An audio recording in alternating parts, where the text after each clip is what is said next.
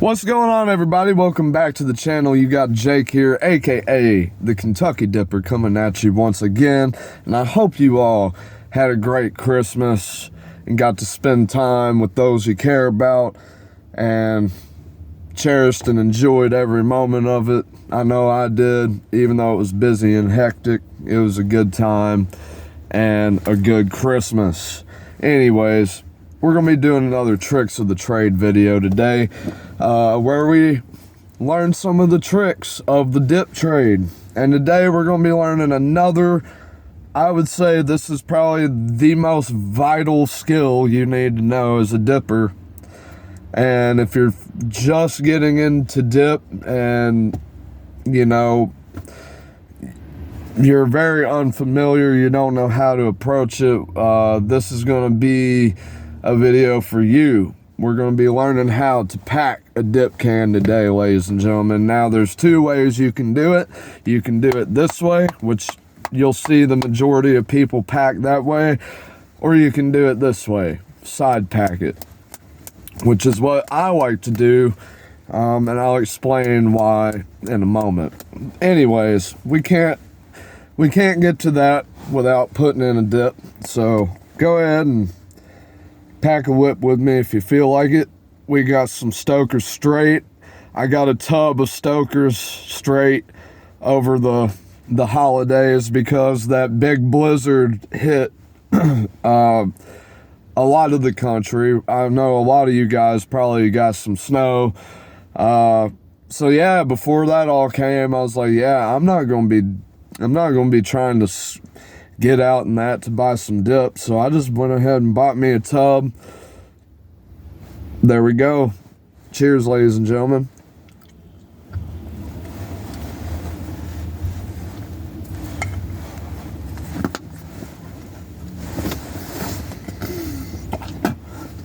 Okay, so make sure I don't have dip all over my face. So, the first thing I will recommend to anybody who doesn't know how to pack a can of dip, start off with your fingers. Don't try to just, a lot of people, this is what you're going to get with a lot of beginners. They're going to be like trying to do it and they just can't do it. And I'll explain why. Number one, you're probably too stiff. This finger here needs to be completely relaxed.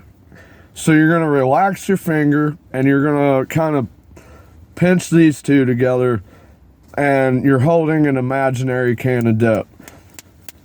And ideally you want to practice till you get to that point where you go from not getting any noise to getting a noise on your fingers. So that starts, and even it might be good to just not use your fingers at all and just kind of let your finger bounce around. Let it be loose, free flowing, relaxed. That's the key, okay? And then once you get it relaxed, then move to your fingers, try to get a noise. And then once you've done that, then you can move on to trying it on a can of dip. And what you're going to do is you're going to hold it just like this in between your middle finger and thumb, taking your index finger on the top, just let it rest. Let it rest there. And you're not using your arm, okay? It's all in the wrist. You're kind of turning your wrist and letting your finger come down, hitting the can, okay? Now, packing it on the side, same technique, little different, okay? I like to rest the pinky on the bottom like that. And then these two fingers, just like so. pinching it with my thumb, okay, and resting it on the top. Now this technique, the side pack technique, is perfect for when you are down to the last couple pinches of your dip, okay? I find, at least with this technique, if I am down to, the last couple, it tends to kind of be a little more loose towards the top. Whereas if you side pack, as you can see, it's going to be a little more compacted, okay? So I like to use that when I'm down to the wire on my can. So we're going to, once again, resting the finger, doing the technique I just showed, where you're resting and pinching, pinky on the bottom, finger on the top, relax, and just let it go. It's that simple. Like I said, you want to just do it with your finger until you're getting noise, okay? And you can do it, I like to do it with both sometimes. It just, it's good to practice any way you can, okay? Because if you're a dipper, you need to be able to pack your dip. Now, stokers, it's a little different. You don't necessarily have to pack stokers because it's so long cut. You can grab it out pretty loose. But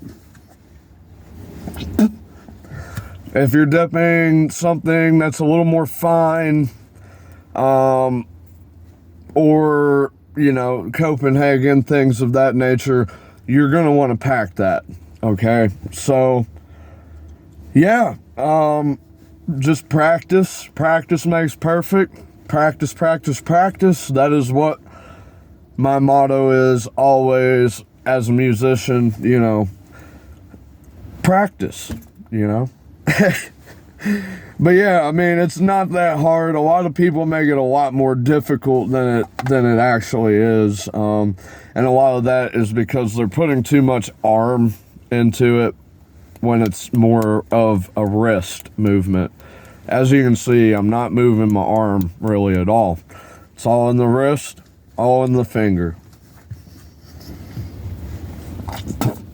Anyways, I just wanted to make this video because it's been like 8 days since I posted the last video, and just wanted to make this video, check in and see if you guys had a good holiday, and we look forward to bringing in the new year. 2023 is on the way, and I do feel like there is a lot of good things coming up this year. Especially for this channel. Hopefully we'll keep growing. I think when I checked, we were at 34 subscribers now. Not bad, not bad. And I appreciate all you guys that have subscribed and continue to check out the videos. I see your comments. I see you, I hear you, and I appreciate you. If you're new here to the channel, be sure to leave a like on this video and hit that subscribe button. That way you're up to date with all future videos I'm posting here on my channel, and it also helps support what I'm doing. We just like to be involved in the dip community and, sharing our love for dip. Anyways, guys, I am Jake, aka the Kentucky Dipper, and this has been another Tricks of the Trade video. And until next time, I'll see you guys whenever I see you guys next. Thanks for watching, and y'all be safe.